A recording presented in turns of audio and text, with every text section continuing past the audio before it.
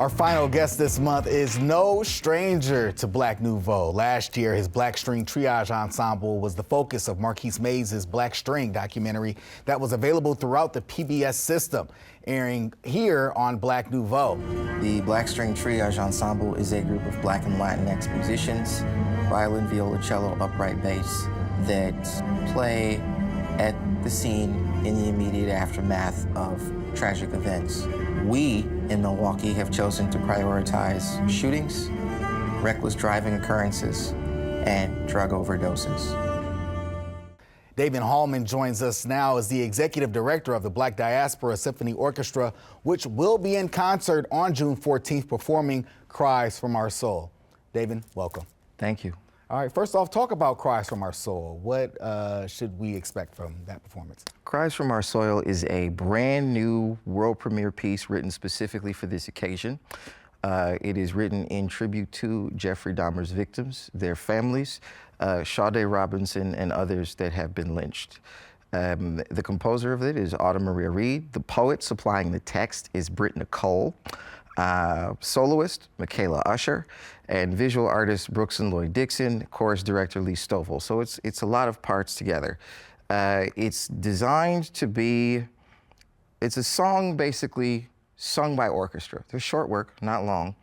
And it focuses not so much on the grief part, but on the remembrance and honor and humanity of lives lost with an eye towards hope, and that we have an obligation to come together to make that real.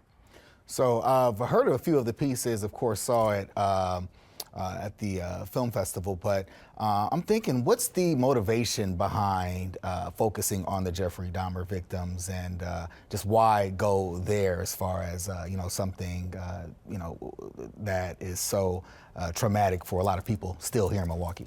So I realize there are people that say, why such a horrible topic for Juneteenth? I think that's a valid question. But if we look at the history very closely, what we see is that once the Emancipation Proclamation came out and word spread through the land whenever your state wanted to act right, that lynching had a very massive uptick in this country.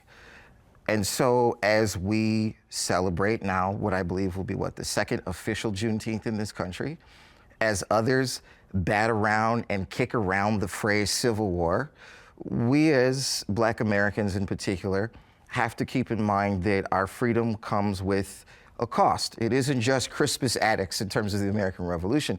It continues. It's lynching. It's the Reverend Dr. Martin Luther King Jr.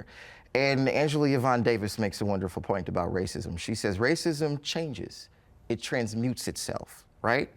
So when we look at, God forbid saying his name, Dahmer, Maxwell Anderson, and their actions, it isn't necessarily the same as what we see with Emmett Till, but historically, they are right in line in terms of that pattern.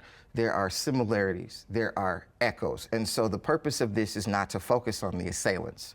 The purpose of this is to uplift the victims. So other than the mention of those two names that I just said before, that will be all. All right, now plenty more pieces to talk about. 7 Last Words of the Unarmed by Joel Thompson. Talk about that and what that piece means. Joel Thompson is an absolute genius in my opinion. His work, written in 2015, 7 Last Words of the Unarmed, is the last words of 7 Black men before they were shot by police. Okay. Why include this in the program? Well, if you look at the history of lynching, law enforcement plays a role, sometimes overtly and sometimes very passively by not stopping it from happening.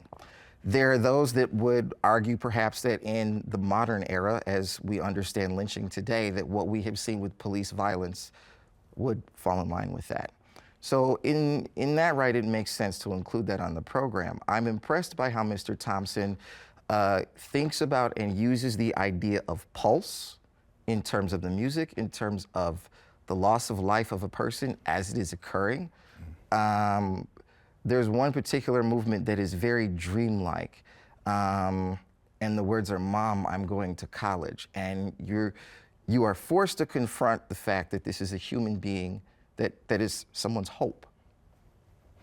Epitaph of a Man Who Dreamed. It's the next one we're going to talk about. That there, an ode to Dr. Martin Luther King. Yes, Adolphus Hailstork's depiction of people coming to the grave of the civil rights leader, grieving and walking away, realizing that they have an obligation to carry the torch.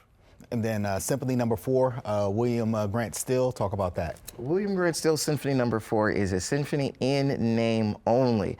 4 movements, and you get little bits of gospel, blues, jazz, but at the very end of it, his closing statement, it is strictly soul music, and he actually calls the theme from that the spirit of generosity of the American people.